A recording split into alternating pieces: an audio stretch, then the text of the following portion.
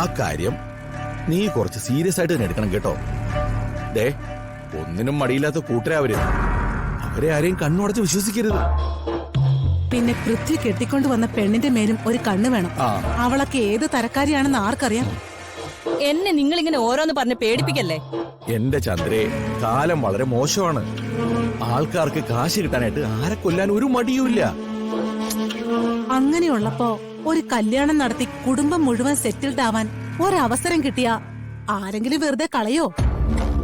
അങ്ങനെ അവരെല്ലാരും കൂടി പ്ലാൻ ചെയ്താണ് ഈ കല്യാണം നടത്തിയതെങ്കിലോ? ഈ കല്യാണം കൊണ്ട് അവർക്ക് ലാഭമല്ലാതെ നഷ്ടമൊന്നുമില്ലല്ലോ.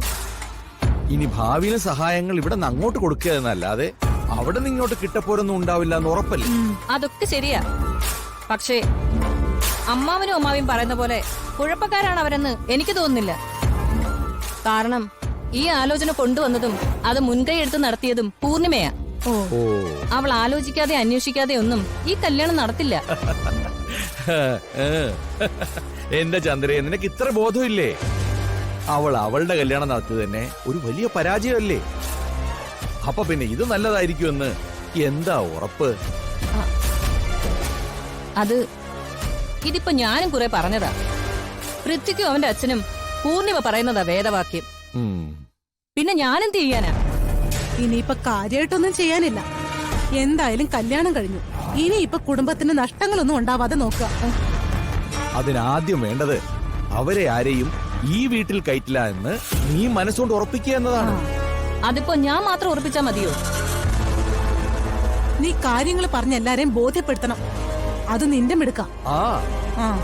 ചന്ദ്രേ, നീ കാര്യങ്ങൾ നിസ്സാരമായി കാണരുത്. ഇത് നിന്റെ മകന്റെ ജീവിതമാണ്. ഒരുപാട് മക്കളൊന്നും നിനക്കില്ലല്ലോ, ആകെ ഒരെണ്ണമല്ലേ ഉള്ളൂ.